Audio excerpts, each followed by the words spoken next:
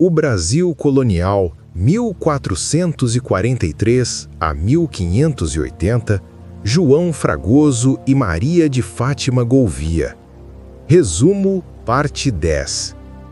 Uma jornada pela complexa relação entre jesuítas e indígenas no Brasil colonial. Imagine o Brasil do século XVI. Navios portugueses chegam a uma costa imensa, habitada por centenas de povos indígenas. Mas os recém-chegados não trazem apenas espadas e ânsia por riquezas. Trazem também a cruz. A ordem do rei Dom João III era clara. A principal razão para colonizar estas terras era converter seus habitantes à fé católica. Assim começa a nossa história. Uma história de encontros e desencontros, de alianças e conflitos, onde a fé e o poder se entrelaçaram de forma inseparável. A coroa portuguesa e a Igreja Católica uniram-se num projeto ambicioso. Não apenas conquistar a terra, mas conquistar as almas. E os agentes centrais dessa missão foram os padres jesuítas. No início, os missionários percorriam os sertões, pregando de aldeia em aldeia. Mas a resistência indígena era feroz. A violência das guerras e a ameaça da escravidão criaram um cenário de caos. Foi então que a estratégia mudou. Liderados por visionários como o padre Manuel da Nóbrega, os jesuítas passaram a reunir os indígenas em aldeamentos missionários, vilas construídas próximo aos núcleos portugueses. Essa não foi uma mudança pacífica. O medo foi uma ferramenta poderosa. Campanhas militares arrasadoras forçaram muitos grupos a buscar refúgio nessas novas aldeias. Era o mal menor. Dentro dos muros da missão, havia promessa de proteção contra inimigos e doenças. Mas fora, nos sertões, o futuro era incerto e sombrio. Porém, seria um erro imaginar que os indígenas entraram nessas aldeias apenas como vítimas passivas, derrotadas e submissas. Eles negociaram. Seus líderes, os principais, avaliavam as propostas dos portugueses.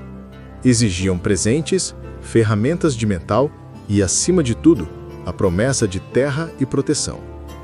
A adesão de um grande chefe podia significar o sucesso ou o fracasso de toda uma expedição de descimento, como era chamada a jornada forçada para as aldeias.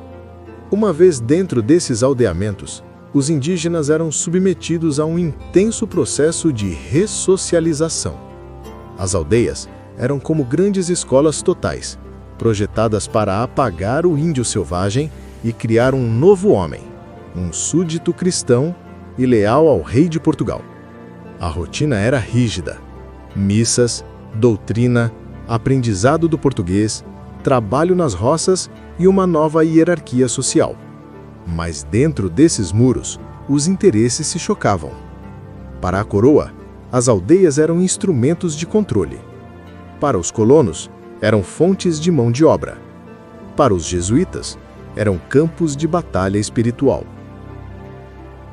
E para os indígenas, eles viam nas aldeias um frágil espaço de sobrevivência, um lugar para reconstruir suas comunidades em um mundo que estava desmoronando.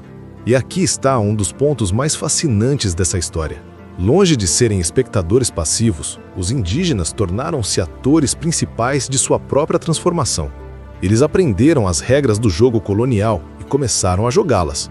Aprenderam a escrever para enviar cartas ao rei, pedindo terras, salários melhores e a destituição de administradores corruptos. Apropriaram-se de títulos portugueses, orgulhando-se de serem capitães-mores e oficiais. Os símbolos cristãos foram ressignificados. O batismo, para os padres um sinal de conversão, podia ter um significado completamente diferente para o indígena. Em movimentos de rebeldia, como a Santidade de Jaguaripé, elementos católicos foram fundidos com mitos tupis, criando uma poderosa forma de resistência cultural. Os próprios jesuítas, para ter sucesso, tiveram que se adaptar. Eles aprenderam a língua tupi, a chamada língua geral, que se tornou a língua franca das aldeias. Incorporaram a música, a dança e o teatro indígena em seus rituais, usando a arte para seduzir e converter. Eles recuaram em seus dogmas, fazendo concessões para não perder o rebanho. O resultado foi uma metamorfose mútua. Tanto os jesuítas quanto os indígenas saíram desse processo transformados. As aldeias não foram simplesmente espaços de dominação, mas laboratórios onde uma nova cultura estava sendo forjada, num constante vai e vem de imposição, negociação e apropriação. A história dos aldeamentos missionários é, portanto, uma história de profunda complexidade. Foi, sem dúvida, uma tragédia de proporções épicas para os povos originários, marcada por violência, doenças e perdas culturais irreparáveis. Mas também foi uma história de resistência silenciosa, de astúcia e de uma incrível capacidade de adaptação. Os indígenas não desapareceram, eles se transformaram e saíram desse processo com uma nova identidade, a de índios aldeados, súditos do rei que souberam usar as ferramentas do colonizador para garantir seu próprio lugar no mundo. Uma lição poderosa de que mesmo nas situações mais desiguais, a agency humana, a capacidade de agir e negociar, nunca desaparece por completo.